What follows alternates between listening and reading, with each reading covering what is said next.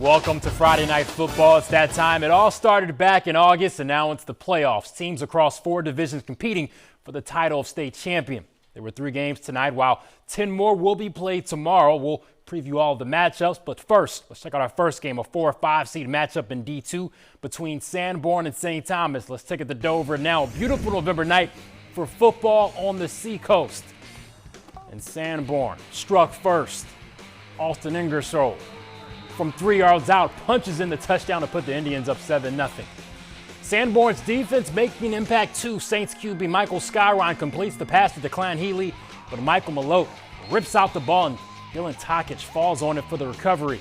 Second quarter, St. Thomas with possession again.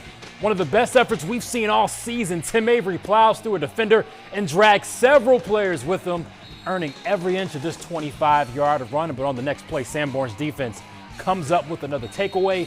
Benjamin Rossi comes away with the loose ball. The Saints scoring 21 unanswered points in the second half to win 21-7. It's also the 100th career win for Saints head coach Ed McDonough. Next weekend, St. Thomas will play the winner of Pelham and Kennett. The other D2 game tonight was Bow and Souhegan. Souhegan takes it 54-6, so the Sabres are back in the semifinal round. The 2 teams have earned their spots in the D2 semis. 2 more spots are open. Let's take a look at Saturday's 2 games. Pelham begins their road to possibly completing a 4th straight undefeated championship season. The Pythons host Kennett. The Eagles are back in the postseason after finishing the regular season at 5-4. Another note on Pelham, its defense has allowed just 35 points all season. Pelham hosts Kennett at 1 Saturday. The winner plays St. Thomas for a trip to the state title game. And the other D2 matchup features John Stark and Plymouth. The Bobcats from Plymouth have been really impressive this season with just 1 loss. They enter the playoffs on a 4-game winning streak. Meanwhile, the Generals finishing off their regular season at 5-3. They're back in the playoffs after missing out last season. John Stark at Plymouth Saturday is at 1 o'clock. It'll be Souhegan and the winner of this game in the semis.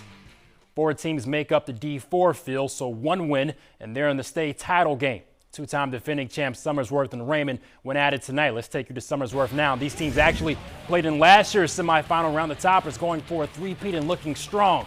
Somersworth, Tayshawn Shepard always making plays, gets the scoring started 8-0 after the 2-point conversion. More from the Toppers. The other senior, Caden Bickford, takes the handoff and gets some nice yardage. Somersworth right near the goal line, so just give it back to Bickford, adding to their lead, 14-0 now. The Raymond offense trying to shift the momentum. The Trey Donahue to Dedrell Defoe's connection is always reliable for the Rams, and they get it done here, but they don't score. But the Raymond defense trying to make it happen, making plays. Look at Jaden St. Jean falling backward, having to lay out for this pick. But Somersworth gets it back, and guess who? It's Tayshawn Shepard, this time with the TD catch. 20-0 lead in the second. Later in the quarter, sophomore Ronnie Cordwell gets Raymond on the board. This game belonged to the 2-time defending champs, though Somersworth wins it 28-8. So we'll face the winner of Newport and Bishop Brady. They play at 1 p.m. Saturday in Newport. The Tigers won last year's semifinals game before they lost to Somersworth in the state title game. Newport hasn't lost the game all season. The Giants are the 4th seed, so they'll try to get the upset over top seed Newport.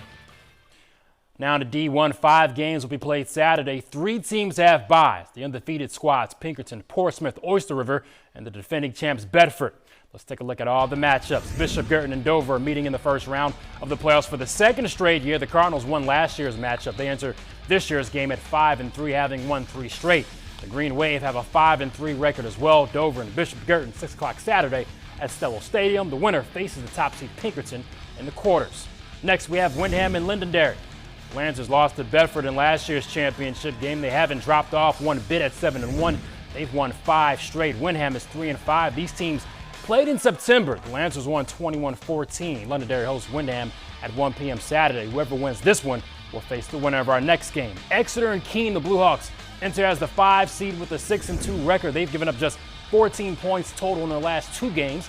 On the other side, the 12th-ranked Keene Blackbirds. They didn't make the playoffs last year, so an exciting time for the program. Their chance for an upset W arrives at 1 p.m. Saturday in Exeter. And one of the biggest turnaround stories of the year is Alvirne. The Broncos went from 1-9 a year ago to 5-4 in a playoff spot. They play a playoff fraternity in Nashua North. The Titans on a 3-game winning streak. North and Alvirne get to it at noon Saturday at Stello Stadium. Second seed Portsmouth gets the winner of this one in the quarterfinal round. And more turnaround stories featured in this next game. Spalding and Salem. The Red Raiders with Spalding started off the season at 0-4, but put it together to win 5 straight games. Salem has put last year's 2-win season all the way behind them to go 6-2. So that is your matchup for Saturday.